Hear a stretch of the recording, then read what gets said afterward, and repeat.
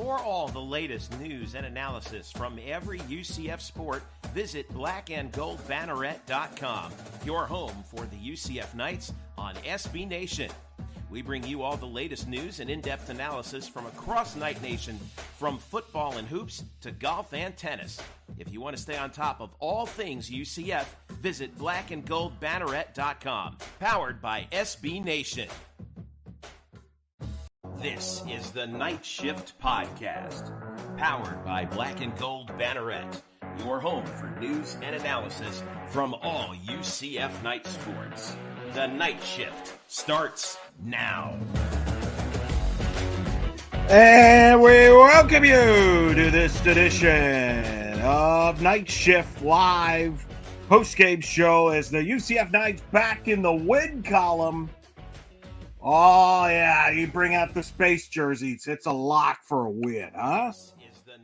Eric Lopez here with you as the Knights victorious by a final score of 56-12.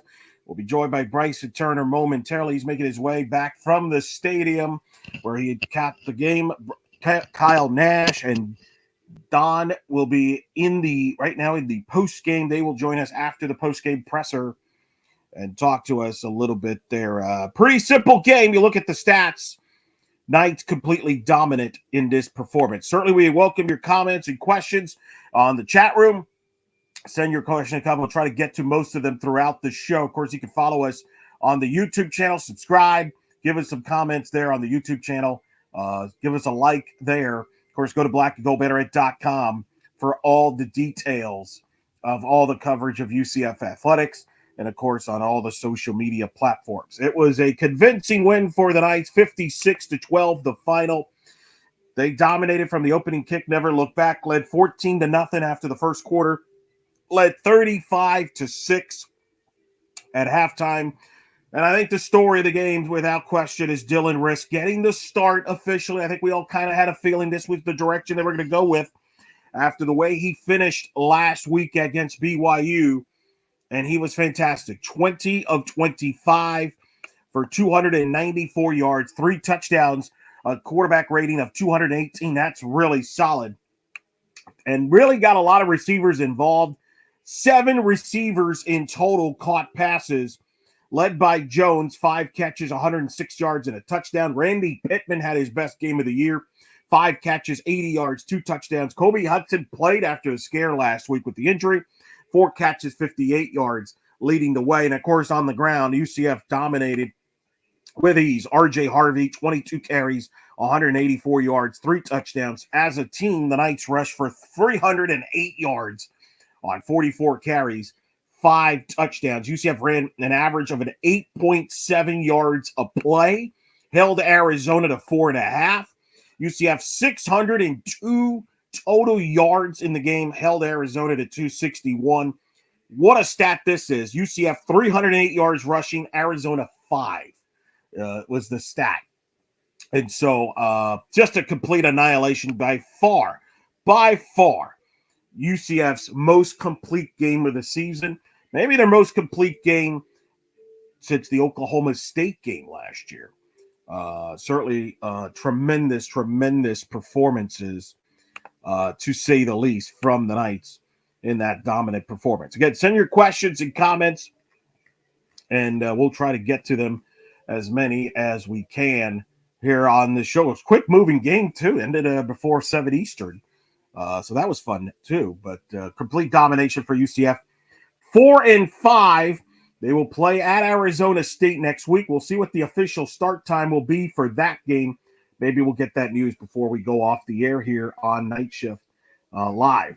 And, of course, still bowl possibilities. So I'm sure we'll get into that a little bit, and we'll see how that goes. So everybody should be in a better mood. We'll see if we are in a better mood or not. But nonetheless, it should be a lot of fun, to say the least. So people are still kind of leaving the stadium. Let us know your thoughts, what you liked, what you did not like throughout this game, and perhaps a little bit of good feelings moving forward. All right, let's get to some. In fact, we got some comments coming in already. Nelson Alumnite chiming in. Gotta love the heart of risk with him blocking downfield for running backs. Yeah, he definitely had a lot of energy, a lot of enthusiasm. I thought brought a spark. We saw that a little bit last week against BYU, without question. Those last two drives. It's kind of wild, and I know we'll get into this throughout the rest. Like, he was a fourth-string quarterback at one point this season, and yet I don't think any quarterback we've seen this year threw the ball as well as Dylan Risk did. But right, Dylan Risk brought that spark. Eric Edwards. So here's my more basic questions. One, did we blow them away because of us, or is Arizona just that bad? I think it's yes. The answer is that both. I think UCF played well, and Arizona is awful. They have checked out on their head football coach. That team did not want to be there today. And it's funny, for all the frustration and criticism that there's been now during this 5-game losing streak for UCF, I would argue that what's going on in Arizona is far worse, because you could tell those players are not playing for Coach Brennan. Remember, they didn't go there to play for Coach Brennan. Coach Brennan is in his first year, was in my opinion, an underwhelming hire from San Jose State.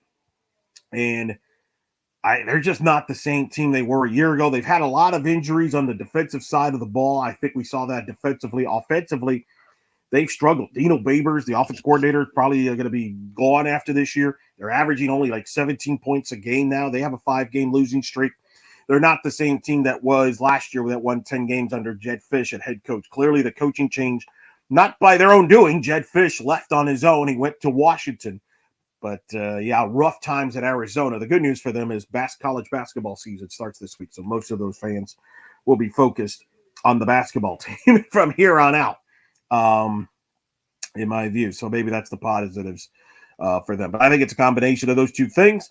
And listen, if you're UCF, though, that was the thing they needed to take advantage. I said this, if you listen to the Night Shift show earlier this week on our podcast feed, I said jump on this team early. Arizona didn't have a lot of confidence. Neither of these teams, whoever jumped on the other team, I thought would go away and win this game, and that's exactly what happened. UCF jumped on them early, and you could just tell Arizona was ready to just kind of tap out, and UCF kept it on them, to their credit. So what does this mean moving forward? Hard to say. Will remain to be seen. A lot of football to be going there. So we'll see what happens there. Other comments here. Jeff Wiseman coming in. Arizona is not great, but proof Risk should have been playing a lot sooner.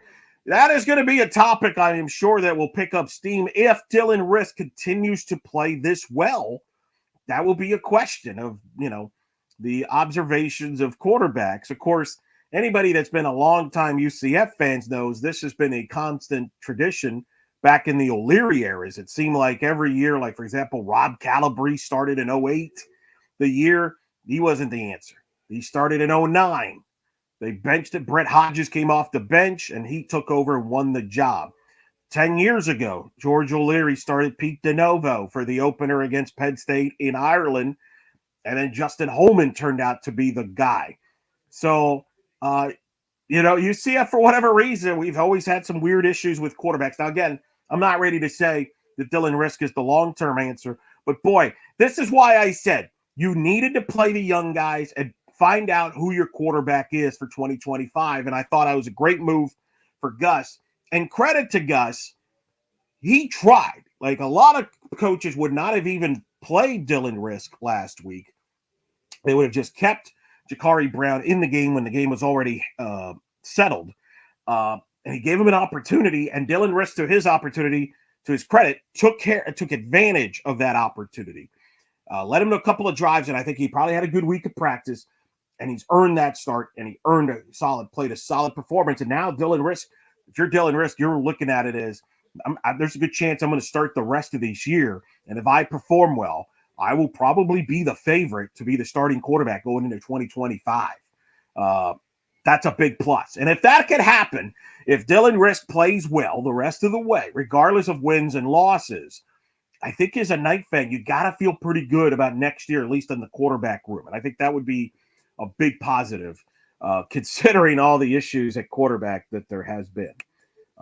Garrett Weiss, Flaming Citronaut. Yes, we stay undefeated no matter what. 8-0. That's just tremendous. Dominance there for sure. Holy Hail Mary, says Jeff Wiseman. By the way, I didn't know. Were you a Commanders fan? Yeah, that was a Hail Mary win over the Bears and Jalen Daniels.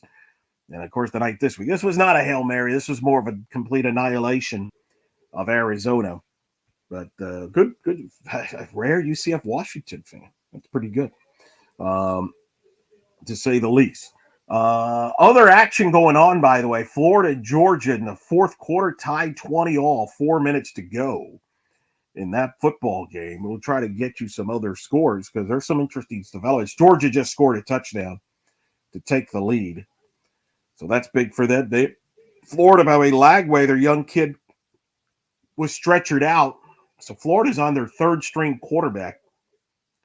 Florida State got smoked by North Carolina. So they're on track to be a 2-10 season for Mike Norvell and company. So it could be worse. That's my point. Could be a lot worse. Kansas State in a struggle against Houston. 8 minutes to go. 19-17 Kansas State with the lead in the fourth quarter in that game. That's a big game for Kansas State. Can't afford to slip up there if they want to maintain their Big 12 championship aspirations. Arizona State, UCF's next opponent, currently leading Oklahoma State 21-14. They're in a bit of a weatherish delay there, so big surprise in the state of Oklahoma that they have that. All right, back to some questions. Iowa State, thank you for that, just went down to Texas Tech 23-22. So Iowa State no longer undefeated. BYU, the only undefeated team left in the Big 12 conference. And then there's a game later tonight. TCU and Baylor will play. No late night games this week, which is kind of weird. But nonetheless, BYU gets set to play Utah. But, Iowa State going down to Texas Tech. And then we'll see what happens with this Kansas State game. That could be really not good for the Big 12 if Kansas State were to lose to a pretty bad Houston team. There is some weather precipitation in Houston area. 6:20 to go in that ball game. All right. Other thoughts. Currently reading off. The Knights victorious here. And, again, solid game, solid outing. Most complete game. Do you feel better as a Knights fan? What is your reaction after that losing streak? Do you feel better? Are you more annoyed? What are the feelings like? Feel free to send them out there. Other comments. Certainly people are saying we're going to enjoy this one. That's some of the comments there. Unbelievable. Flaming Citronauts. Yeah, Iowa State going down. And then other questions here coming in. Gus Malzahn in the presser say, it's going to be hard for Dylan Riss not to start next week. Yeah, I think he's going to start. That's a pretty safe assumption. Safe assumption there, my friend. In fact, I think he's going to start every game. He's going to have to, right, the rest of the way. And unless barring injury or some deal, I think this is his game and his team now the rest of this way. So we'll see how that develops. David Green, joy. That is the way to describe the emotions right now for UCF football. A win for the first time since TCU when it started Big 12 play. So that's a good feeling. Definitely would agree with that. According to Kyle Nash, Gus Malzahn mentioned in the postgame that B.J. Adams had an injury, and that's why he did not start. They hope to have him back next week. That is the question there. Other notable comments on this, but you get a sense that this team needed that win. They needed that win just to feel good about themselves. When you have a long losing streak, that is certainly going to be fascinating to me, to say the least here. Reading off some more comments from the post games. Randy Pittman says Tim Harris focused this week on bringing the offense back to the basics while also reminding the team to have fun, which had naturally been tough for a team during this losing streak. Pittman on the Hail Mary catch that Jeff Wiseman referred to earlier. Pittman said, wasn't sure if his Hail Mary catch was a touchdown when he caught it. He was impressed Risk had been able to get the ball in. Quote, he put the ball in the air, gave all of us an opportunity. I was just the guy who was lucky enough to come down with it and score. That was right there, the Hail Mary at the end of the half. RJ Harvey said, quote, that today was a dominant performance for the offense with every position group playing well. It was an all-around just great effort for the offenses. That was RJ Harvey in the post-game presser. Harvey said that this team was excited for Tim Harris as he took over for the offense this week. Quote, we just wanted to get the win for Coach Harris. I think that's pretty interesting. Other comments, Gus Malzahn says it was refreshing for him to be able to step away from running the offense this week and focus more on being the head coach. I love calling plays, but obviously it worked out great today. That was comments from Gus Malzahn. He also said that you can't make a ton of changes to the defense in the season, but that they tried simplifying some things this week and play faster. He points to UCF holding Arizona to less than 10 yards rushing, 5 to be specific, on the ground game. So those are some of the comments in the post-game presser from Gus Malzahn and some of the players there. Joining us now, he's back home from the stadium where he caught the game in the stands. Bryson Turner. This is a rarity here, a pleasant night of everybody's in a good mood, Bryson. I assume you're in a good mood. Well, I don't know why everybody's worried. It's the space game. We always win the space game. You know, it's hilarious. This is almost like you take away the ranked opponent. This is basically a beat for beat replay of last year's space game all over again, where the background of the season is very like doom and gloom. We, not exactly doing it so hot. And then the space game comes around and, oh, look at that. We have a great football team. What do you know? I mean, it's quite amazing that when we have a quarterback that throws the ball, we have a good game. Like, what a concept. Am I right? So, yeah, look, they took a risk starting Dylan Risk, but he ended up pulling off, I would say, a really good first start, 2025 294. There were some good throws that I saw out of him on this play, and there was a pretty good run too. I'm not gonna lie. I was looking straight on from behind when he was running, and I saw the cut that he made. That he made. I think that it might have been his 33-yard run, or it might have been a little shorter one, but absolutely well done out of Risk today. I think I saw a tweet when I was waiting at a red light on the way home that Malzahn said that it's pretty hard to argue against starting Risk next time. Yeah, he's starting him. He's going to start him. And this is. I can agree with that. That being said, I was pretty interested in how he used Ja'Cory Brown in this game. In the red zone. Yeah. I remember a few years ago when Gus tried to make Joey Gatewood a thing. I think this might have been the idea that he was going for with that. Yes, I agree. And I think it worked for this game specifically because remember what we said earlier in the week, Eric, that Arizona's red zone defense was going to be something that the Knights really needed to overcome. And so bringing in Ja'Cory for those red zone situations, I think ended up really working in this team's favor because it basically means the red zone defense had to keep on its toes because all of a sudden now you're dealing with a completely different quarterback than you were. So I think that was a really good call from there. We saw some new receivers, even though Kobe Hudson was back in the game, which by the way, great. I'm really glad that Kobe Hudson is okay enough to play after what we saw last week. But look at that. Jacoby Jones, once again, having a great ball game. I was really impressed to see him, Randy, Pittman getting in the game more. I've been saying, I feel like that after Kobe Hudson, that Pittman just seems like the guy you want to factor into the game more on a receiver's front. And lo and behold, he's really meshing well. It's amazing when you have a quarterback that can make multiple reads and all of a sudden all the receivers look better, isn't it? And how about that Hail Mary? I know he probably only did that just to give him some practice with a Hail Mary situation. Yeah, Jeff Wiseman in the chat mentioned that he's a Commanders fan, so he's on cloud 9 because the Commanders won the game last week. on a Hail Mary, and then UCF here with the Hail Mary at the end of the half. It was pretty wild. Well, let's put it this way. Like, there was no risk with that All Hail right, Mary. ready, Kyle here. Yeah, they're gonna have all the puns, Eric. It's all the puns. So, by the way, big update here. Houston just scored a touchdown with 2:31 to go. And it is 24-19 Houston over Kansas State. The quarterback ran a quarterback draw, and Kansas State had no answer. So Kansas State, this would be a disastrous loss for Kansas State. It would be their second Big 12 conference loss. Might knock them out of the Big 12 title chase.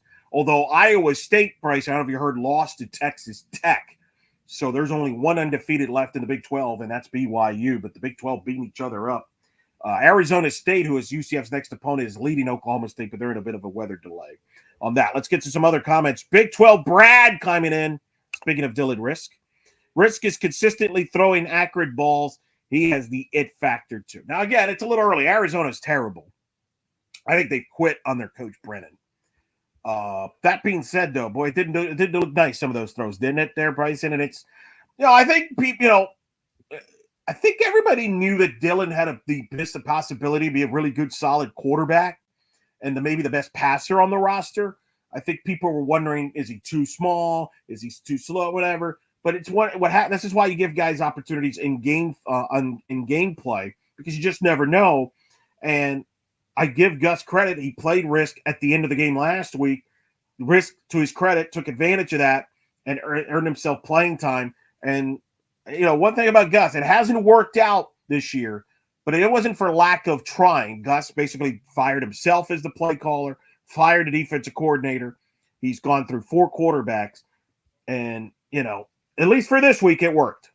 Yes, you are right about that. I think the biggest question that coming out of this is how much of this is Arizona getting caught off guard by the different play calls because you toss out the film completely from before because it's a different play calling situation now, but then again, I think Gus did say, if I remember in one of the pressers, that it's really more not the same playbook, just, somebody different, like just making the calls this time. And so the film might still work.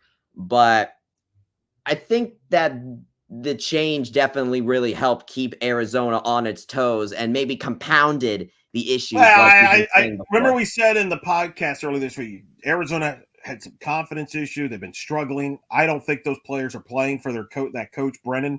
Remember, Brennan's his first year head coach there at Arizona. Those players didn't go there to play for him. And I think if you jumped on them early, they were going to kind of cave. And that's what we saw there happen. Brian W. Peterson, salute to him, saying he good to see he was at the game, to say the least. Kansas State's got the ball, 2:01 to go. It's a 3rd down. Houston up 5 in the 4th quarter in that game. That would be something. Willie Fritz there trying to quietly getting Houston more competitive after they look like clearly the worst team in the league early in the year. Kansas State gets a 1st down right into the 2-minute timeout, but Risk was tremendous. Let's talk about the defense. I don't know if you heard some of the comments that I was reading off from the post game. The players seem to be excited. RJ Harvey talked about playing for Tim Harris. They were excited for Tim Harris to get this opportunity. I would imagine the defensive players, they looked excited to play for Addison Williams on the TV anyway.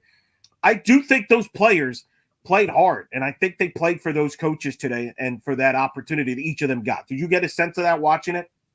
I think so. Ricky Barber, what a game out of him.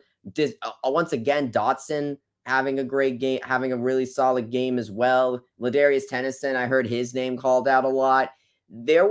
And then, of course, you had the fumble recovery that I actually kind of feel like the fumble recovery might have been like arguably the turning point of the game, because once that happened and UCF started to go up multiple scores, that is just already maybe, I don't know if I want to say weak-willed, but maybe like a non-motivated, or at least not as motivated Arizona team with the coach thing that you mentioned. You have a turnover and you go down multiple scores that quick and you just fold. And so I feel like that turnovers are huge. We've said that this entire season, and I think that one was a major factor in all of this, but solid play from there. Ricky Barber, 2.5 tackles for loss, 1.5 sacks. Ethan Barr doing a great job. Yeah, I think that they've definitely played really hard. Addison Williams, I noticed a lot more tackles there weren't as many missed tackles. There was maybe like the odd one or two, but you could maybe attribute that to how slippery it was because of the rain. But yeah, I really saw this defense play really hard, and Addison Williams getting back into the coordinator chair, I think could easily have something to do with that there. It's just interesting because Addison Williams, I definitely think is a very talented coach. And so so the situation with the coordinator feels weird because on the one hand, you definitely want to give him some experience, but on the other hand, you also want to take advantage of the guys you have right now.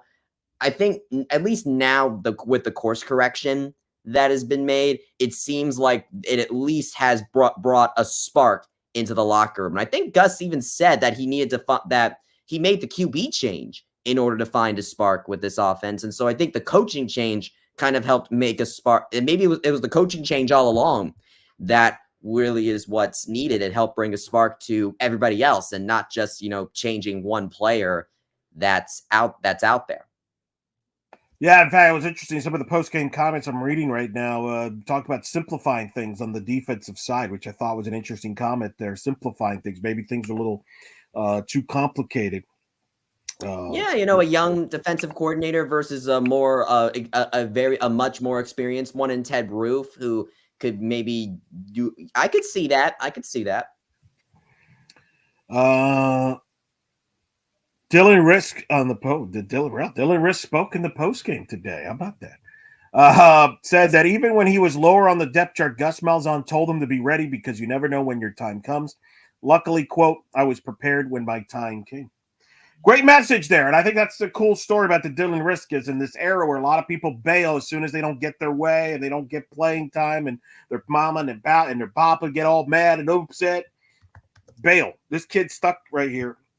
And that's a great lesson there. He waited for his opportunity there, Bryson. And, man, it looks really good. Absolutely. It's funny. I still remember when Risk was first, recruited here. And I think I still remember some people were saying that he could easily be the quarterback of the future.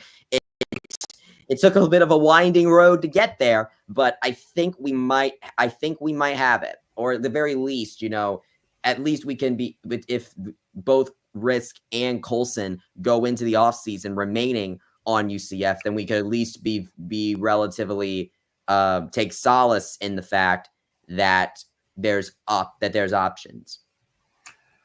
And Kansas State just got intercepted, Bryson. There's an interception with 1:43 to go. Avery Johnson just got picked off. Houston will get the ball. Kansas State has 2 timeouts, but a first down away from pulling a big upset and a big, big result that really hurts Kansas State's chances of the Big 12 championship aspirations and probably hurts the Big 12 chances of being a 2-bid league for the playoff. Really benefits Colorado, actually, if you think about it. Colorado right in that mix there, Bryson, with one loss.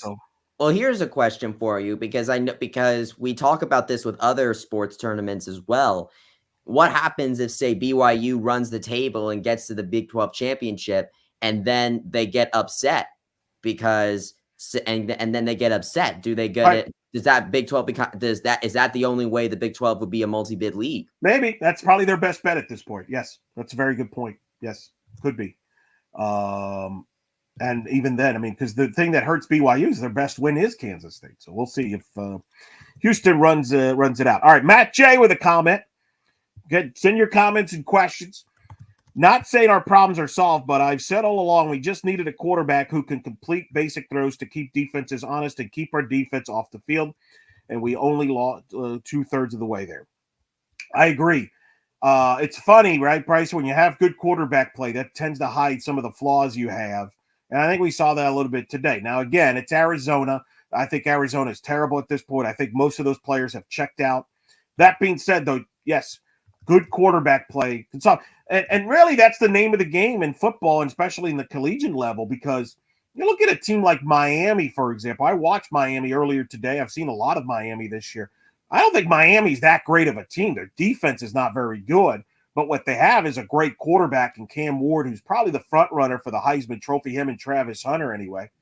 And he hides a lot of the flaws for Miami. And I think if UCF can get that kind of play this year, they don't even need a great quarterback. They need a solid quarterback because they have a great running game with a great running back like RJ Harvey. Now, all of a sudden, with the performance that Dylan Risk had today, for the remaining UCF opponents, you have to respect the passing game of UCF now that maybe you haven't all year. Yes, absolutely. And considering how just deadly it is, I mean, RJ Harvey, once again, I know RJ Harvey has had really great performances despite the passing, being not necessarily there all the time. But you look at the difference with RJ, between the 184 yards. I mean, that's I want to say maybe 50 yards difference. Usually, RJ's gotten above 100 yards before, but he nearly got 200 in this one. And by the way, I don't know if you gotten a chance to talk about this before I came on, but he absolutely just blew past Alex Haynes for the second most career rushing yards in UCF history during this game. I mean, and what's crazy is Miles Montgomery still got a solid number of carries on this one. Yeah, Risk got some runs. You got Ja'Cory Brown getting a few. Johnny Richardson got in. It's not like they were feeding the ball to RJ every time. RJ only got the ball maybe half the time. So that's what a great passing attack is going to be able to do for you. It's going to let you be able to just let RJ Harvey have more room to work with. And that's definitely not something that you want to give RJ Harvey if you're a defense facing off against him. Let's see. Matt J's been pretty frustrated with the sky's falling mentality of the fan base. Yeah, I hear you there, Matt. Yeah, that's college football fans in a nutshell. In a week-to-week sport, especially the power conference, that's kind of how it is. You're right. So, you're wrong. Yeah. By the way, really cool stat that I just saw from the UCF football Twitter account.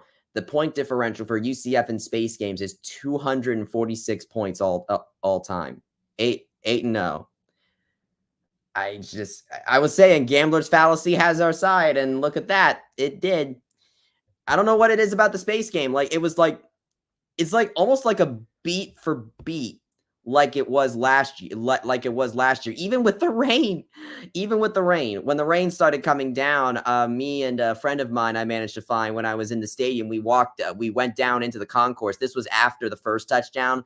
And we went below the concourse and bought this poncho, the white one with the logo. There was a bunch of them out there. I think they sold out by the time that we purchased ours for about $10.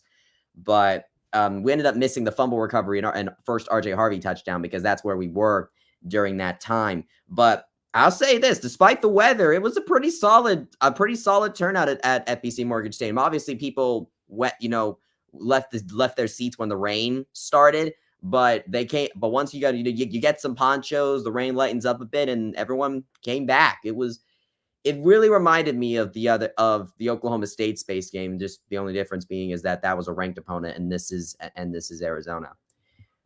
We have Nelson Alumni says, "Do we protect the space game to continue the win streak, or do we schedule it for a toughest game next year?" I don't know if you can predict that. I mean, when they scheduled this at the beginning of the year, Arizona was supposed to be one of the toughest games. If Arizona was a preseason top 25, they've had a lot of injuries on the defensive side of the ball. They've had some offensive struggles. So I don't think you could predict that. Matt J commented, "Yeah, Eric, this just really sucks. This was supposed to be our season, given the experience we have in the team. Had we had a serviceable QB, who knows?" See, this is why I think, Eric, I know you talk about the sky is falling mentality, and I do understand why it can be overblown sometimes. But at the same time, I think Matt J definitely kind of hints at the point here of why this fan base has had the sky is falling mentality, is because we were coming into this season where it looked like this was our best chance in a while to compete for a Big 12 title right away, because I've said this before, I think before the season, that this was our best chance with the experience that we have. If we don't get it this year, we're going to have to kind of like let the recruiting cycle come forth. And who knows how long, if that's going to take. So that being said, but at some point, I mean, I don't think that's a bad thing. Like, I think maybe if you're recruiting as well as these so-called, recruiting experts claim, you should play some of these recruits. I don't think UCF should be in a position every year where you got to get 30, 40 guys out of the portal. I don't know if that's the winning recipe. You don't have the resources like other schools do for that. So I think there's a balance act. I think everybody's trying to figure this out in this era, to say the least. It's a tricky deal. Speaking of recruits, we saw Kylan Fox out there. Correct. I think this was the best of both worlds. You win a game, and you're playing young guys, and you're learning about some guys that might help you next year. I think, to me, it's a best of both worlds on that situation. Let's bring in Kyle Nash, who is set up somewhere. Where are you, Kyle? I'm actually right by one of the concourse entrances to the field. I wanted to feature the third MVP of this game, the rain. So, yeah, there you go. Yeah, just like last season, Kyle Nash. If you want to call the other space game, sure, 100%. But this time it decided to stop, let's say, after that game and not this one. But nonetheless, just a pretty complete performance, you got to say, gentlemen. All right, let's get to it, Kyle. Your thoughts. A lot of people in the chat very excited about Dylan Risk and his performance. Your overall thoughts here. Yeah, actually, it was our own Donnie Doc's Don Strouble who asked Coach Malzahn about this right afterwards. He'll be joining shortly, of course. Who asked Coach Malzahn if he feels like Dylan Risk is the starter moving forward, and Gus basically said it would be pretty hard to argue. I think the exact words that Coach Malzahn used were, "It's common sense that he'll be starting the next football game." I don't think anybody's going to argue with that. You're right. Kyle, we said this in the night shift earlier this week. The key in this game was to jump on the opponent, right? Two teams that have got losing streaks, confidence issues. UCF jumped on them from that first drive. Cuss took the ball instead of deferring, went there, drove, got a turnover, converted, went up 2 scores. And I thought Arizona at that point kind of mailed it in the rest of the way, and UCF had their way with them.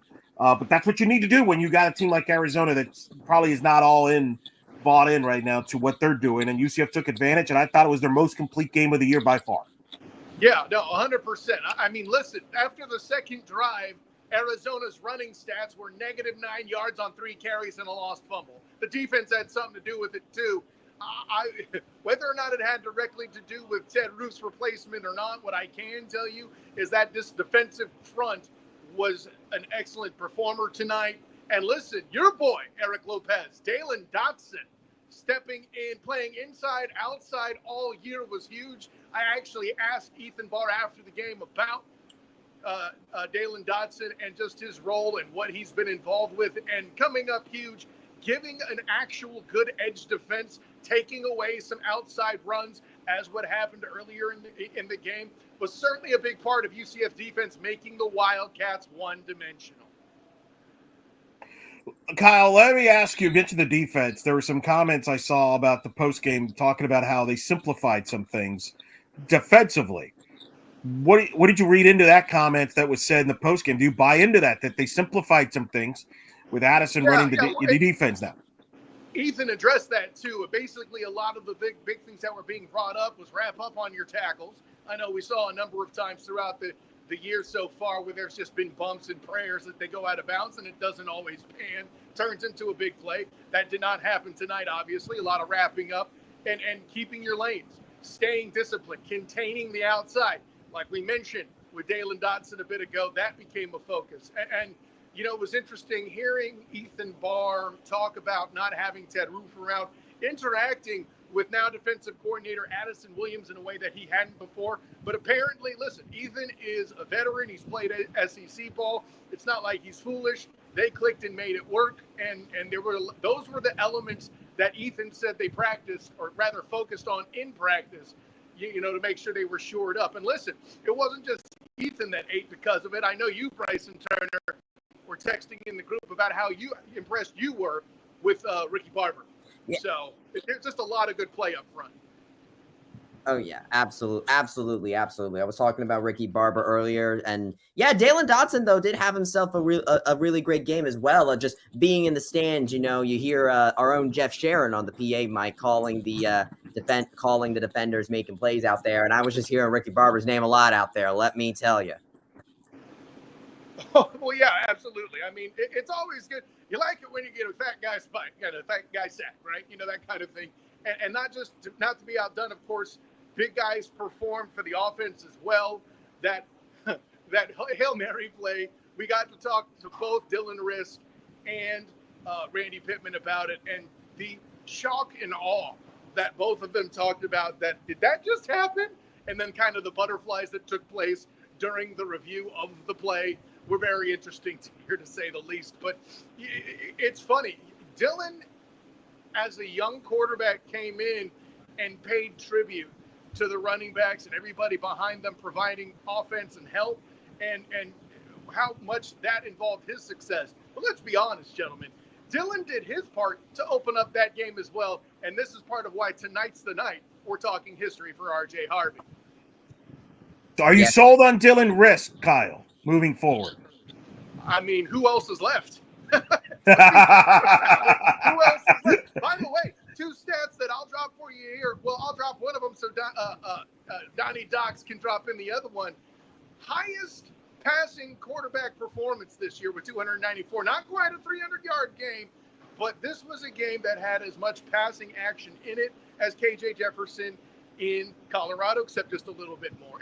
And I know we can talk about, that Hail Mary play, 45 yards. He might have gotten another completion that long at some point in the game too, if he were on there longer, right? So you got to give credit to this young man stepping in and stepping up as big as he did. And I know that it's only fair to mention, but this was an Arizona team with all the injuries. That's fine.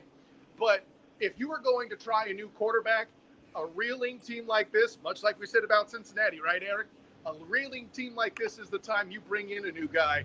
And obviously that paid dividends. And like Coach says, it's going to be common sense that he starts on the road in Arizona State. Well, Kyle, you said that you had another stat you wanted Donnie Dox to drop in. Well, speak of the devil, look who decided to pop in. Don Strouble, Donnie Dox up in Roth Tower, where I was, I believe, just recently. Don, how you doing, my friend? Doing well. How are you guys? Feeling great.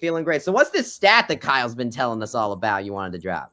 Yeah, so, I mean, Dylan had the strongest statistical performance of any UCF quarterback that stepped on the field this season, 294 yards, which, as he alluded to, was the highest yardage total. But he also did so at an 80% clip with 3 touchdowns and no interceptions. 80%! I'm sorry. Yeah. I get excited. Yeah, no, it was absolutely excellent. I mean, he had a strong connection with everyone. Let's see. I think he had 7 receivers involved, led the way by Jacoby Jones and Randy Pittman Jr. I asked him post game, you're waiting for your moment. Another guy that's waiting for his is Jacoby Jones. They've obviously developed a strong connection. Jacoby, 5 receptions for 106 yards, another touchdown. It goes to show that his performance last week was not a garbage time fluke. He came in and he was a strong contributor today. And I think it really contributed to Dylan's success overall.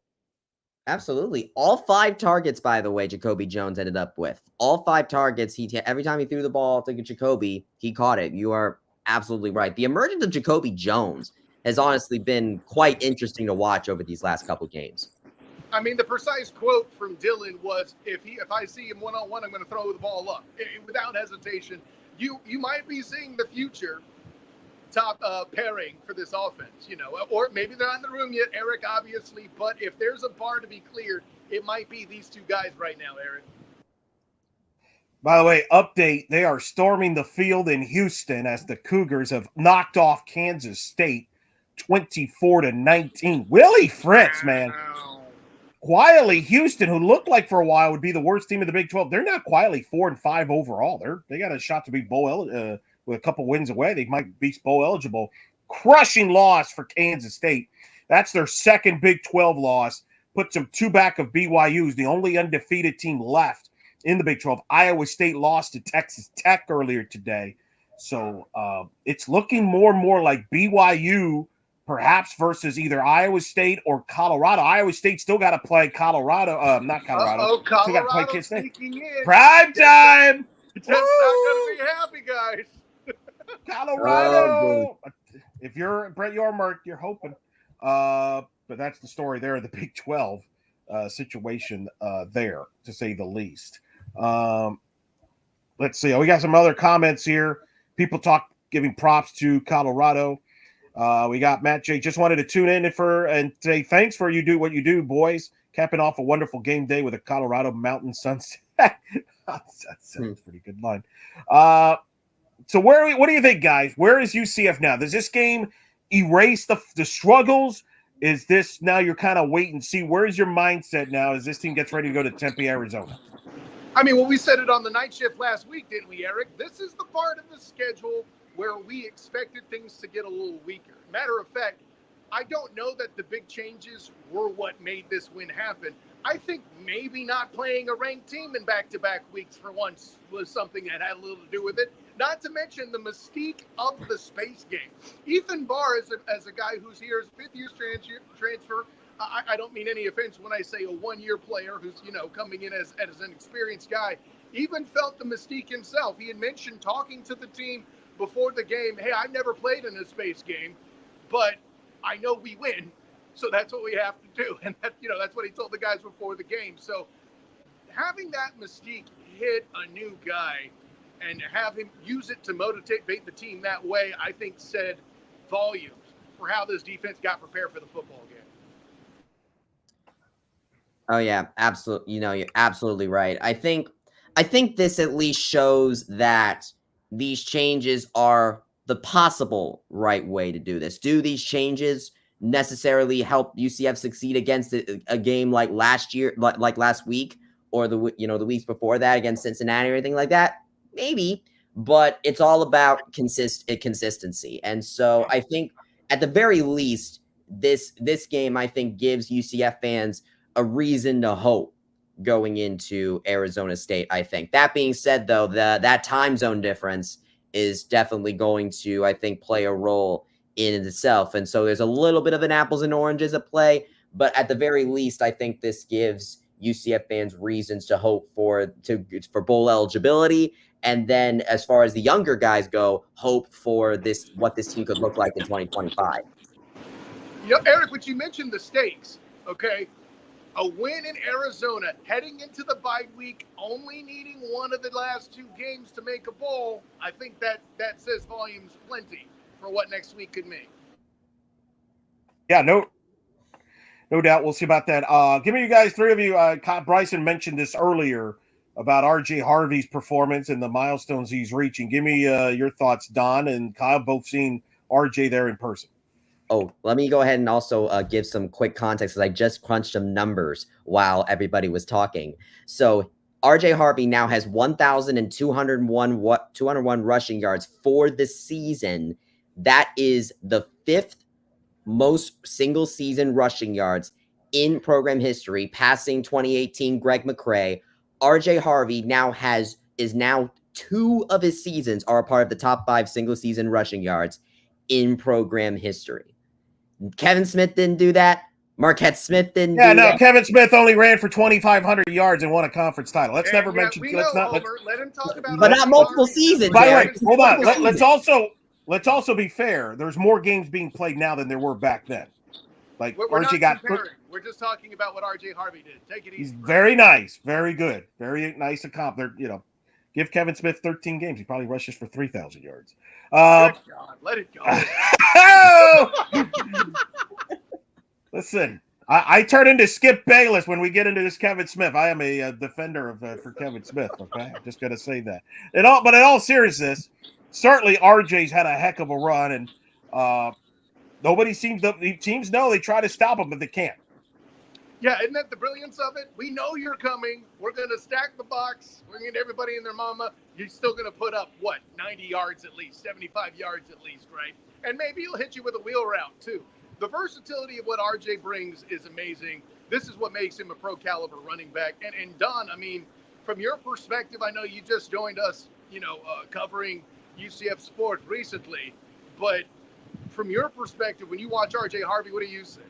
I mean, he's the embodiment of prolific. He is just excellent in every facet. I mean, he can catch out of the backfield. I mean, he has incredible vision, like Gus Malzahn alluded to tonight. Excellent lateral quickness. I mean, we're talking about someone 22 rushes, 184 yards. That's an average of 8.5 yards per game on the ground. And when you have someone that is having such a strong performance like he did, it really opens up the rest of the offense. I mean, it really gives an opportunity for your quarterback to perform well like Dylan Risk did tonight. It opens up the pass game because you have to account for this one player being so dominant, and they just didn't have an answer for him. I mean, he came out there with a mission to complete. And, RJ said that he's not someone who says much, but when he has something to say, people are going to listen. And I think that he really proved himself as a leader. He transcended his great play and proved himself as a leader for his team, for them to come in there and snap this 5-game losing streak. So, he's a pro caliber player. And he's the focal point of their offense, and he's going to continue to be for the rest of this season. And we'll definitely miss him when he's gone. And a pro caliber running back, by the way, that is now tied with Latavius Murray for the third most career rushing touchdowns in UCF history, and one away from tying Willie English for second. Imagine if Latavius Murray played for a head coach that actually knew how to use him. Like, Gus knows how to use RJ. Unfortunately for Latavius, he played for a coach that had no idea how to use him. I was waiting for Kyle. Thank you. No, I mean, seriously. I got to back Eric on the Latavius Murray statement. This is a dude that was starting his 10th year in the NFL when you and I last talked to him last year. Unbelievable. And he's where he's at in college. No, that's a missed opportunity. I'm with Eric on this one. I mean, golly, there were running backs that George was playing over him, and they're going to use all this nonsense of off the field, whatever, blah, blah, blah. Latavius Murray should have gotten more carries and probably would have had more success in that 2011, 2012 range. He was a stud. That's why sometimes you got to be careful about getting married to stats, because there's a lot of circumstances beyond a player's control. Latavius is fantastic, but certainly, I mean, let me ask you this then, gentlemen. If I told you, give me a Mount Rushmore UCF running backs, who's your Mount Rushmore? I mean, is RJ in it? Is RJ in it? Yeah, RJ's on it right behind Kevin. Those are the easy ones, right? I mean, and then for me, I'd put A-Train himself, Alex Haynes, on there. The fourth guy is one I'll defer to my historians in the room, in Bryson and Eric, right? Would you go Tay? Because he had the best NFL career of all the running backs. And again, he was great when he was at UCF when he actually got the ball. Yeah. Absolutely. I think mine would be Kevin Smith, RJ Harvey, Latavius Murray, and then you flip a coin between Willie English and Mark Giacomo. I think it's I think you flip a coin between either one of them. You could make an argument for either or. I'll say English just a little bit, but Giacomo is certainly but Giacomo was on both playoff teams in 1986 and 1990. So you see this, Kyle? He meets him last night at the Hall of Fame pre-media availability. Now he's all in. He's all in. Yeah, it's funny. I would think the newer guy would more appreciate running backs that are more versatile and can catch passes too, like Latavius Murray, who would have been my fourth. But what do I know? I'm just a student of the game. Well, I mean, the thing is that you put RJ Harvey up against an Adrian Killens, Greg McCrae, or Otis Anderson, all of them. RJ is taking all this on. Like arguably, like he is like the main workhorse in all of these things. Let me ask you this then. It's an interesting point.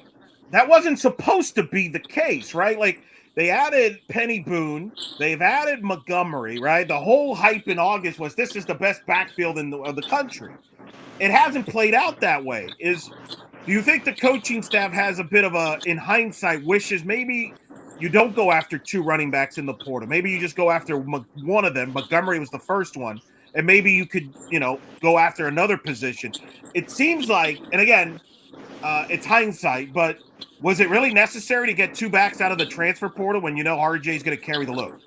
You're not using enough hindsight, Eric Lopez. Please tell me a year lately where everybody's been healthy in that backfield, quarterbacks included, okay? That's part of what you're talking about. Heck, even going back, starting Otis Anderson and Greg McCrae and those guys together, they would alternate starts because one would get hurt versus the other. The difference here is guys like Isaiah Bowser or smaller guys like McCrae or Otis Anderson would get hurt based on hits. In Bowser's case, he was a bigger guy, but he was still getting hurt because he had such a big load.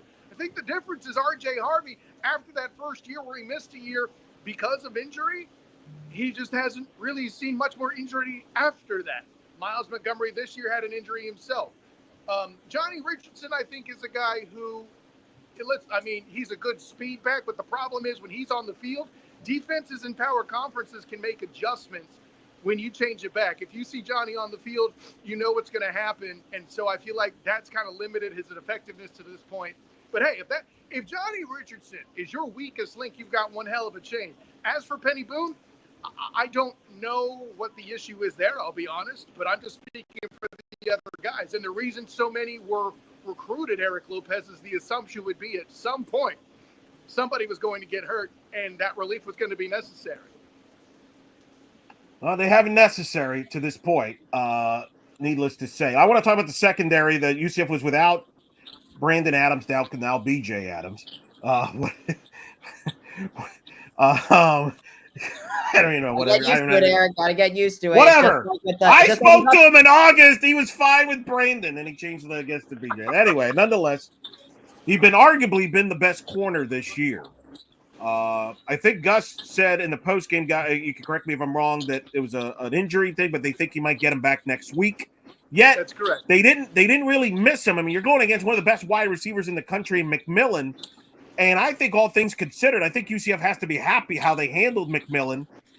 They didn't let him dominate the game. In fact, McMillan, what was his final number, 6 catches, 84 yards, and a touchdown. I think you take that and run with it if you're UCF, considering this guy is going to be a first-round stud wide receiver in this upcoming draft. What did UCF do that was so successful against McMillan, and why they did not miss Adams?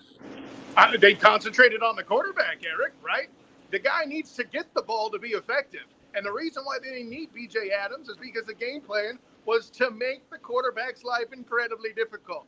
I feel like that happened tonight, don't you guys? So, I think that element is not so much taking B.J. out of the game because of injury, but taking the secondary for the most part out of the game so they weren't as necessary, especially when Takari Henderson has back-to-back PI calls to help Arizona get one of their touchdowns there. That was a rough particular series for him and the DBs in general.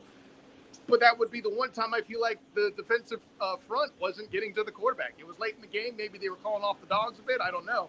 But, yeah, I think that was the biggest part of it, was taking the defensive backs out of the game. And how about Malachi Lawrence, by the way, getting a pair of sacks and a pair of tackles for loss in the picture as well? Like you mentioned, pressuring the quarterback. Like, yeah, these defenders were doing that this entire game. I mean, you look at the receiving, and what's interesting is that when Arizona receivers got the ball, they were making some solid ground. Like Hunter had 35 yards after catch with his 102 receiving yards. McMillan's 38 yards after catch or after the catch out of the 84 that he got. So McMillan was still able to maneuver when he got the ball, but you pressure the quarterback and you're able to mitigate that. Sort of.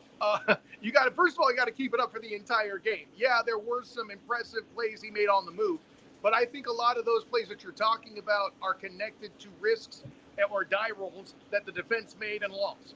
Fortunately, that happened far less than the ones that they won, where they had him uncomfortable. They had him on the run away from perhaps the first read and really did a better job of breaking down the play. Listen, the first touchdown that Arizona got where he made the throw on the run to number 84, the huge tight end there, was a great example of solid football on the run by a quarterback. Puts the ball right where it needs to be. Maybe the defense for UCF was a little bit thin in that part of the field. But like I said, I think there's an element of calculated risk there that the quarterback has to first get loose and then second make a very difficult throw. And when you're playing actual aggressive defense, which we didn't know Addison Williams being, as a coach that executes that way, a very interesting thing we saw tonight, fellows, right? when you're being aggressive like that, sometimes you're going to give up the big plays like that. You just need to be able to strap back in and keep attacking. Because at the end of the day, big plays, take a lot of time off the clock. It's just that much sooner before you get to rest if you're on defense. By the way, third down, fellas. Good times, right? Wow, I was really happy for Addison, who was the D coordinator, got much maligned last year. Certain people in their night class articles called him out. Boy, he had a good game today. Gets back. Maybe he did learn a thing or two while Ted was running the defense on certain things. You apply some things you saw from an aggressive standpoint, but then you do some of the other things. I got to believe, too, those players, the sense I got in the postgame and reading some of the quotes is they were playing for him. He's been known as their best recruiter on that staff. I'm happy for that guy because, let's be honest, he's really handled this well. A lot of coaches would not have handled, whatever you want to call it, demotion, whatever you want to call it, his situation very well. But he's kind of stayed the course. I've always enjoyed talking to him on media days. Kyle, and I don't know how often you talk to him. So I was happy for him. It's a young coach getting another opportunity here, and I think he's going to make the most of it. Yeah, I think that's a big part of Gus's motivation, with that particular piece, is to keep the younger coaches developing. And Dom, remind me, I know you talked a little bit about it with Coach in postgame, but he had a lot to say about Tim Harris taking over the offense as well. Yeah, he did. I mean, there's obviously been a lot of moving parts with this team. We thought that there was, at least for me personally, I felt like there was a level of instability that was really shrouding this team amidst the losing streak. But it feels like this is a coaching staff that has been together for a long time, and they really work cohesively. I know it's just one game, but what we've seen offensively and defensively was just an excellent game plan put together. I mean, defensively, they were finally able to get home. They had 4 sacks, and that really played a role. And then offensively, I mean, Tim Harris did a great job. They just really put together a great performance and a great strategic effort in the midst of all the chaos. And, it starts at the top and it makes its way down. And at least for one game, it looks like Gus made the right decisions, though they may have been hard decisions for him to make. All right. Didn't Ethan Barr say to you that this felt like a reset when you asked him, yeah? Yeah. I asked him if this felt like a reset. And, especially with the tradition of the space games, they remain undefeated. And that's one of the positive takeaways moving forward as we look forward to the final few games. So I think that everyone's really bought in that this was what they needed. And it feels like some stability has returned to this team.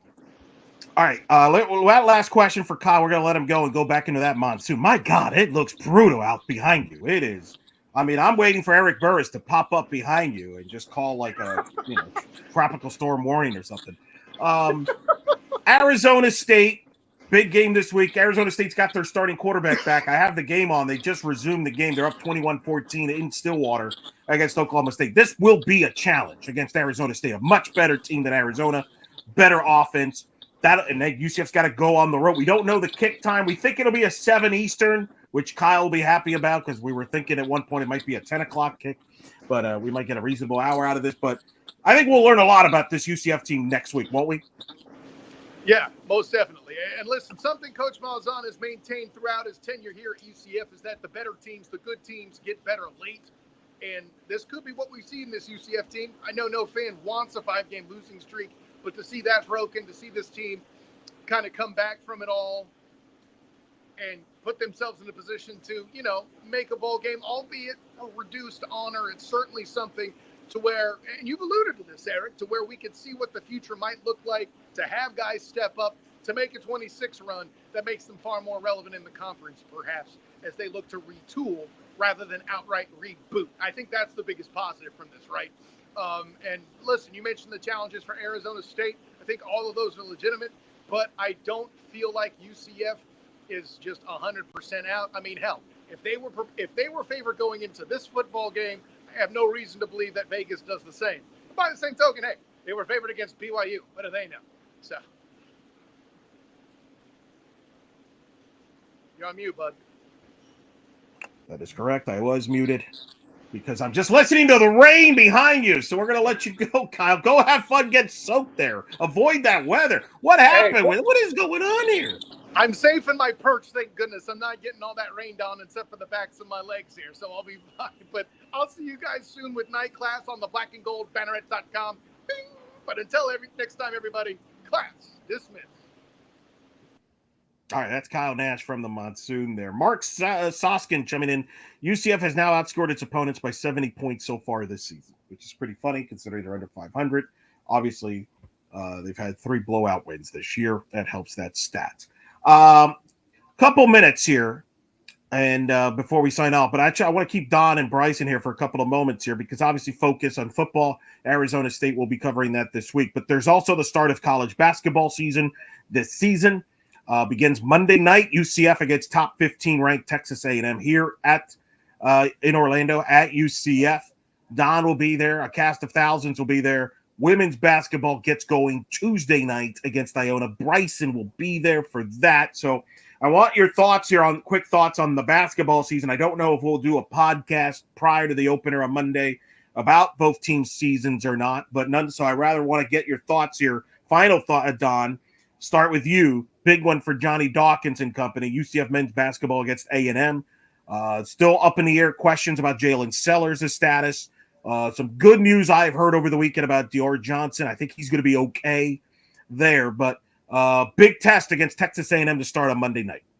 Yeah, I agree. It is a big test. And in the last exhibition game, we seen them get routed by Georgia. So this exhibition. I know it's exhibition, but it's an SEC team, and they're about to face a top 15 ranked SEC team. And so, it's going to be a tough test, but it's going to be really characteristic. I think maybe this is looking too far ahead. I think it's going to be characteristic of how they handle the Big 12. Even if they lose this game, if they can hang, it's going to give me confidence for their Big 12 schedule. And obviously, like I've talked about on previous shows, this is a very deep guard room. 11 new players, 9 of which are transfers, highlighted by the acquisition of Mikey Williams. And now with the Jalen Sellers injury and some uncertainty around when he's coming back, we might see more of Mikey. We're going to see what Dior Johnson can do, and we're going to see how Darius Johnson can lead this backcourt without his backcourt running mate with him. He was strong against FGCU. Obviously, the second exhibition game didn't go as well, but like you said, it's just exhibition, and we'll see what they do. I'd say outside of FAU, I mean, this is going to be the hardest non-con game, with, in my opinion, FAU being second. No. I would put that tournament in West Virginia, where they got Wisconsin, potentially Pitt as tougher. Pitt was a team that's been 2 years ago made the NCAA tournament Sweet 16, just missed the tournament last year. I think Wisconsin was a 20-game winner program. I would say right there in mix. FAU's got a lot of questions, and this is not the Final Four FAU team. No, it's not. But I mean, they had a decent season last year. No doubt. Despite not having that Final Four success that they recently enjoyed. But nevertheless, this is going to be the month of November and December is going to provide some interesting tests for this team ahead of Big 12 play. And it's a long season, and we're going to see how they respond in these moments, because college basketball is characterized by upsets. So they can't just go into certain games thinking, oh, these are the ones we got to prepare for while we sleep on other teams, because you can very well lose to a Tennessee Tech or Jacksonville. And so we're going to see what they do. Obviously, this is a defensive first team, even though they are lined with offensive talent. And we're going to see how Coach Dawkins brings it all together. And it's going to be fun to see the results. I am incredibly excited for Monday night. Interested to see if they have enough rim protection, too, for their defense. Or the assignments defensively. They struggled guarding the three-point line in the 2 exhibition games. I think those are some things to watch from a team that's got literally, 9 to 10 new faces. I mean, they got 11 total. And, especially down low. I mean, with Mustafa Chiom and Rokas, they're going to have to be ready to play some physical ball. They're going to have to play smart, stay out of foul trouble, and really just lock down that paint for their team so that they can get out and transition better. Good defense opens up the offense. And I think that's why Johnny Dawkins places such a heavy emphasis on defense first. So yeah, Elo and Bryson, it's gonna be a fun time. I've been waiting for this moment since I joined you guys, and we're right on the cusp. Mark Soskin writing in, by the way, A&M ranked 13th in one of the polls, favored 4.5-point favorite. UCF loaded with guards, but least deep in the front court. Benny Johnson, a pleasant surprise at forward so far. You agree with that about Benny? Yeah, I agree with that. I mean, Benny was awesome in the first game, or the first exhibition game. I did not get to Curry's been good too. Curry's been good. Yeah. Jordan Ivy Curry is awesome. I mean, even though he didn't shoot well in that game against FGCU, he was the team's leader in assists. I think he's got good court vision, and I think that he will provide a nice break, so to speak, for Darius, or if Darius is playing off the ball, if they wanted to go with a smaller backcourt, they could roll with Jordan and he could be the facilitator. Darius can focus on scoring, or vice versa, because let's not forget, Jordan averaged, I believe, over 17 points a game last season. So one of the new faces that can bring a good scoring boost to this team, amongst other things. But yeah, Benny Johnson has been a great surprise. He's very physical. He plays like a true big, even if he's not quite that size. And so I think that he's going to be very pivotal and sort of an X factor down there in the front court. Bryson, you'll be at the women's opener, Cynthia Messer and company. What year is this for Coach Messer now here at UCF? Is it her third year? Yeah, she had, yes, I believe she had 1, 2, because year 1 was the last year of the American, last year 2, this year is going to be year Very 3. good. See, that's why you're here. Your thoughts, what to expect opener against Iona? They're going to be heavy favorites there. The big one there is on the Thursday night. I believe they play Marquette. But I think people want to see some progress out of the women's basketball program, certainly some positives, because it's not gone well for women's sports in this fall, with volleyball and women's soccer struggling. So what can we expect here for Coach Messer in year 3? Well, Coach Messer said during media day she has a lot more bullets on this squad. Their exhibition was against Edward Waters, so might not be as telling as something that would be like a Georgia or FGCU. But when you look at the roster, you got Caitlin Peterson coming back, of course, but you also have Hannah Gusters, who's been getting some praise around the college basketball. Kyle Ngodu is coming back once again with another year older. She had her moments last year. And then she also has Nevaeh Brown, grad student from ETSU, coming in. I remember talking to Akat, the forward, coming out, and she was talking about how she was working on herself during this offseason as well.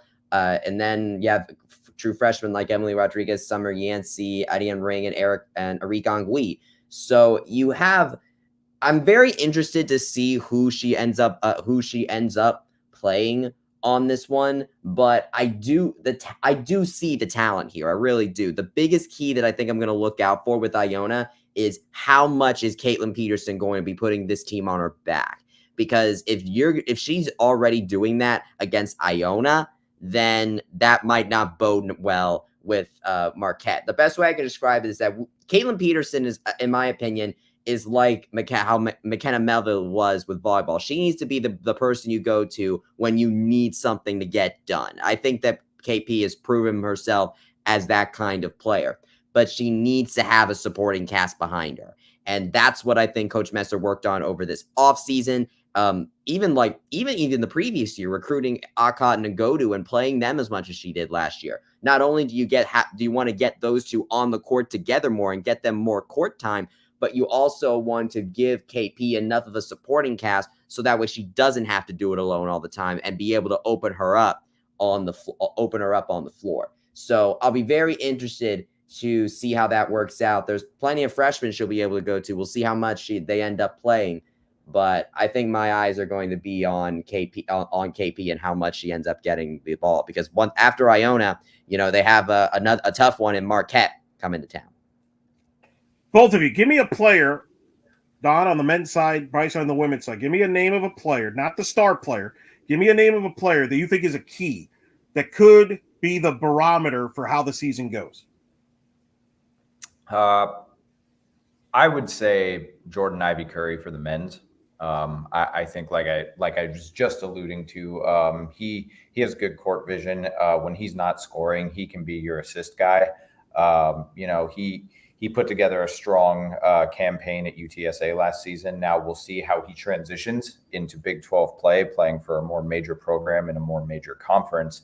But I think he's ready for the moment, and I think he's going to provide some great depth for this team. And then for the women's side, I'm really looking forward to seeing Nevaeh Brown play. I mean, she led her team at ETSU in pretty much every offensive statistical category last season.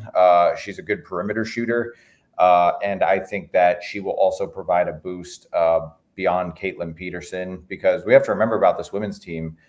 Peterson was the only, not only did she lead the Big 12, that was impressive, like in terms of scoring, but she was the only Knight to average double-digit figures in scoring. The next closest was Maya Burns, I believe, with like almost 10 points a game. She was at 9.9 last time I checked the statistics. And so I think that Nevaeh Brown, I'm not exactly sure what her role is going to be, probably coming off the bench behind Layla Jewett, possibly, but I think that she could be an X factor for this team as well, and a nice surprise. Well, interesting you actually say that, because I'm actually looking on women's basketball blog, because I have this monitor over here to check my notes, and Layla Jewett is actually not on the roster anymore with the roster page. What? And she's not on the roster, so I looked her up, and WBBblog.com, the website that we use to keep track of the women's basketball transfer portal, I use that a lot. They have Layla Jewett listed as in the transfer portal as a graduate transfer. It says she entered on October 28th, which was a few days ago. Past week, yeah. Yes. So I don't. So I mean, I know you mentioned that, but I think she's not on the roster anymore. So I'm inclined to say that I think Jewett is actually out. Wow. Sorry, Bryson. Yeah. You continue. Breaking news, Bryson here. This is breaking news you just broke here. Absolutely so. I mean, that is it. I mean, I don't know what that means. Maybe it means that the best I could see is that I knew that this guard group was also relatively deep, especially when you factor in the utility guard forwards and Summer Yancey and Emily Rodriguez, the two true freshmen. I wonder if keep in mind, I'm only speculating here. The only reason I could see Layla making that move is if she knew that the freshmen were progressing enough in a way where they were going to get a lot of court time, and she wants to take advantage of her last year as a graduate transfer. I mean, and the interesting question, Bryson, because she entered this week, so in theory, she could be eligible the next semester to play somewhere else, right? That we've seen that with Coach Messer has brought in players halfway through a year. Yes, she has done that before. So it will be interesting to see where Layla ends up. If she ends up at another Big 12 program. Had she entered this year, she would have been the only one on the team to carry over from the Abe era. So all of a sudden, like the last holdover from the Coach Abe era has now entered into the transfer portal. This is a fully Satia Messer roster now, and that's going. I mean, keep in mind, like, even with Jewett on the roster, the majority of the roster is still Coach Messer. And it's something that I remember that I have been saying about this women's basketball team for a while now, is that Coach Messer has had to basically restock the cupboard ever after she got here. And was going to take time to do that. Caitlin Peterson definitely, I think, helped accelerate the process. Akot and Nagodu all playing a lot as true freshmen, I think, has also been a style of that, and both of them showed a lot of promise. And to answer your earlier question, Eric, I actually think that the non-star player to watch for on this team, I'm not going to say one of the true it's tempting to say one of the true freshmen, but it's really hard to gauge exactly what they are. But I'm actually going to go with Akot, because her last year she kind of ran into some injury issues, and she wasn't and all that. And so I think that how much she progresses this year, I think will be a very in the forward group, that's going to, I think, prove a barometer in how well this team is going to do from on overall standpoint. But there's a lot of true freshmen on this squad, and so I would look at Emily Rodriguez. Emily Rodriguez was recruited. This was a woman that was recruited by like the best basketball programs in the country, and she chose to come here. And so so it'll be interesting to see how Coach Messer utilizes her. And to me, when I look at this guard group, the only reason I could see Layla Jewett entering the transfer portal is if Emily Rodriguez or Brown potentially are progressing a lot or are showing more in practice than maybe was initially thought. Possibly, but then Jewett was a good shooter from the perimeter. Do you have that on your roster? Maybe they do, maybe they don't. Your assist leader last season. Yeah, no, that's so big news there. Bryson Turner wasn't expecting a women's basketball breaking news, but okay, there you go. We'll see how that impacts this week.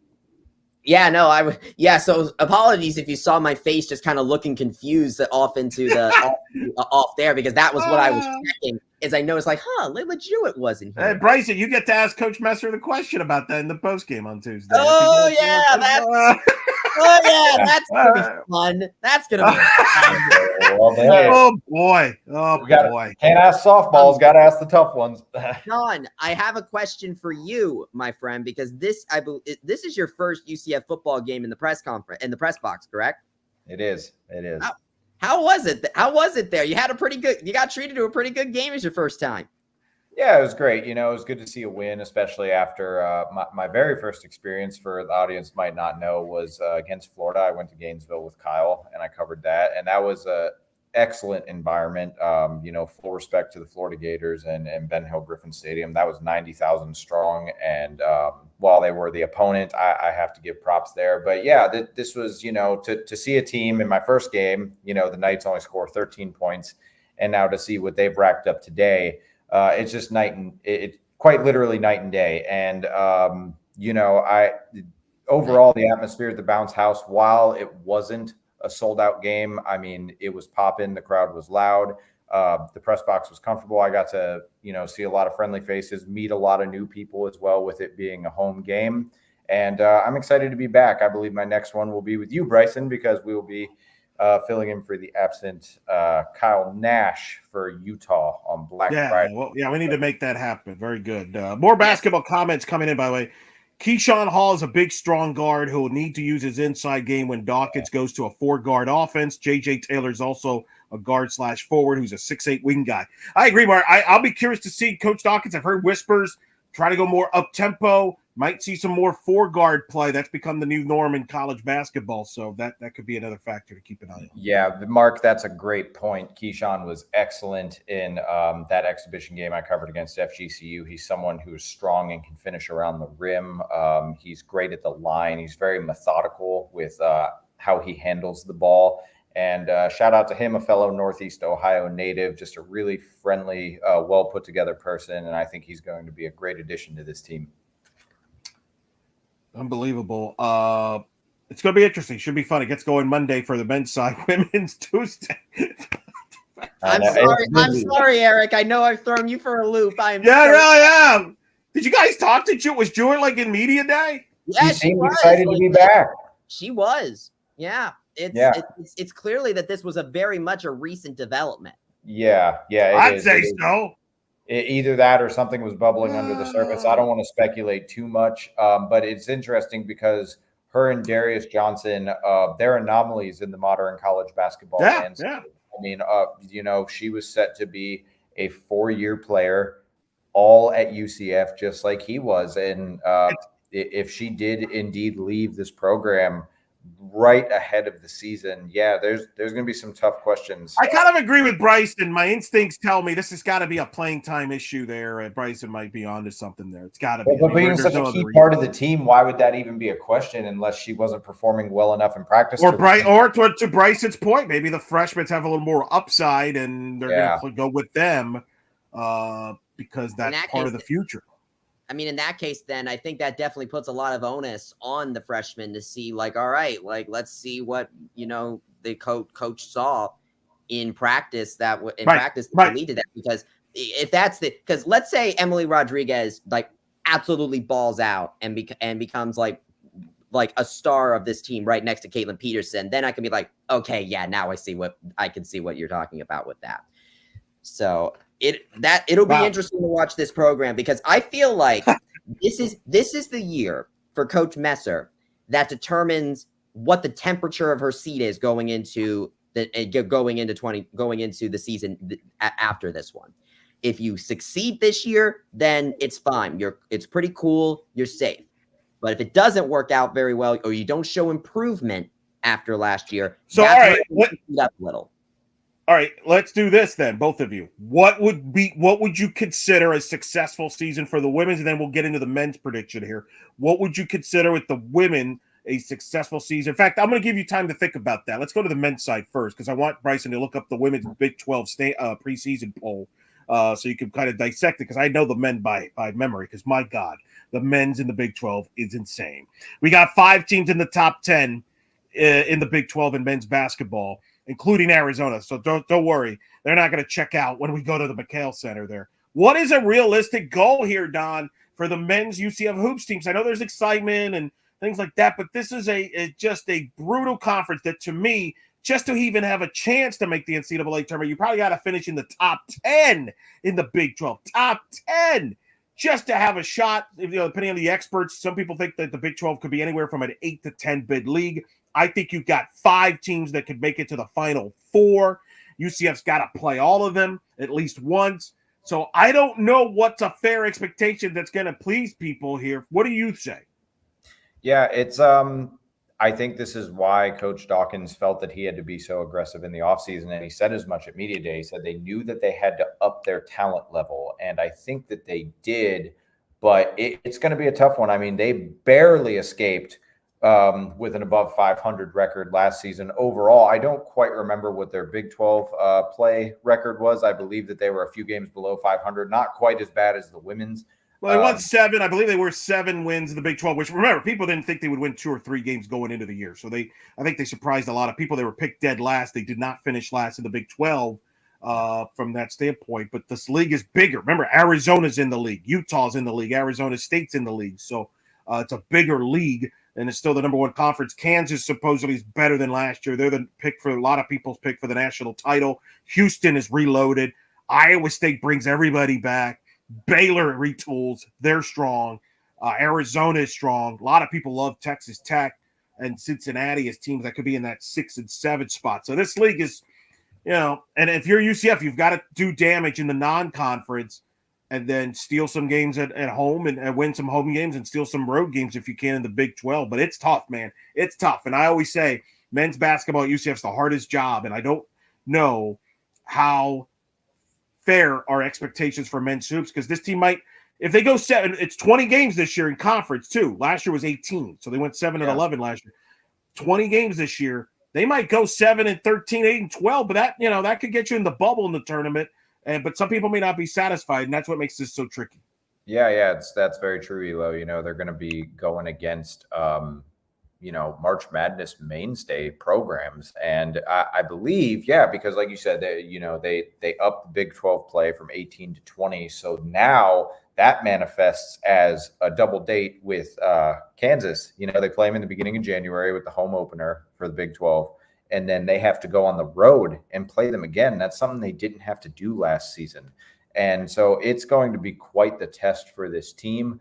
They're really going to have to dominate non-conference, because if you lose even a couple of games in non-conference, you're really putting the clamps on yourself, and you've really upped the ante and the pressure to need to win the harder games down the line. So expectations, I don't want to do any record predictions.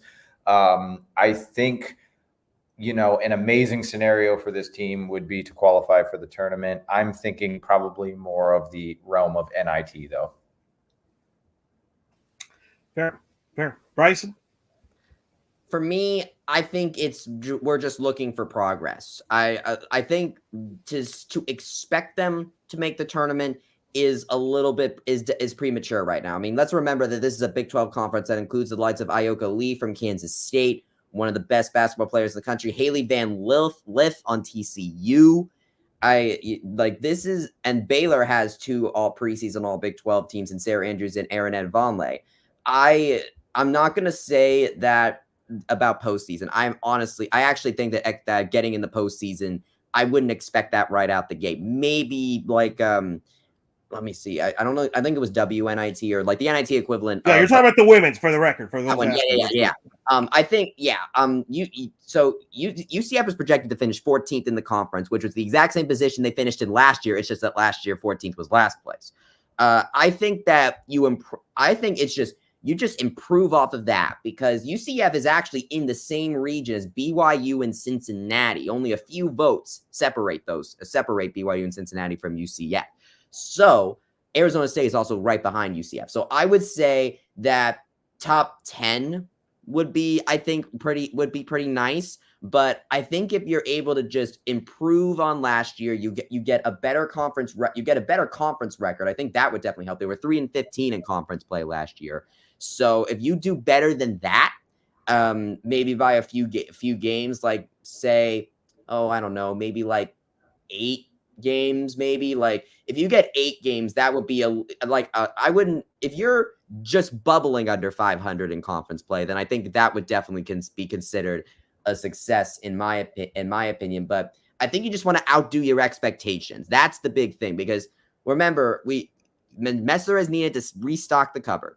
So you just want to see improvement. You want to see, hey, is the cupboard stocked?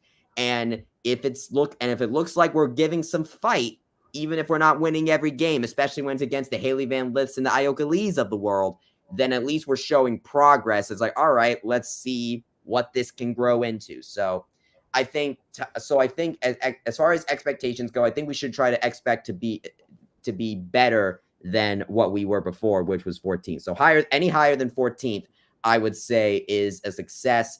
I would say a resounding success if it was top 10, potentially, NIT equivalent bound, if that's ends up being the case. We'll see.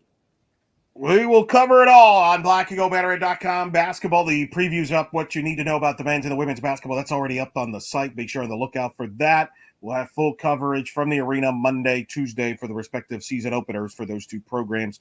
We'll have post games here on the YouTube channel as well, press conferences and much more. We'll get into more on the two programs, the two teams as the days and weeks go by. It's really on the women's side. There's a lot of interesting topics to get in on that one from a standpoint of interest. Can they get people interested in women's basketball? Case in point here, some people have tuned out as soon as we talk women's hoops. I'm not surprised by that. Can they turn that around? We'll see. And can the men's turn some interest as well? Keep that momentum from last year where they sold out a lot of games. That will be an interesting storyline. But we'll get into all that another time. But Don's got to work. He's still in the press box. So we're going to let him go. And Bryson's got to do stuff, and I got to do stuff. So we'll do some more hoops talk maybe if not before the opener, certainly next week as well. And Bryson and I still at some point we'll get into some fall ball, baseball and softball down the road. We both have caught some action on both sides. So, but today was a victorious day for UCF football. Dominant performance over Arizona. They will be in Tempe next Saturday night against Arizona State. Arizona State's up 2 touchdowns as we go off the air against Oklahoma State. 28-14. Arizona State's running back's got nearly 200 all-purpose yards, so it's going to be tough to deal with. Plus, their starting quarterback, Levitt's back. So that'll be a good one next Saturday. We'll have a night shift following that game, whatever the time is on that one.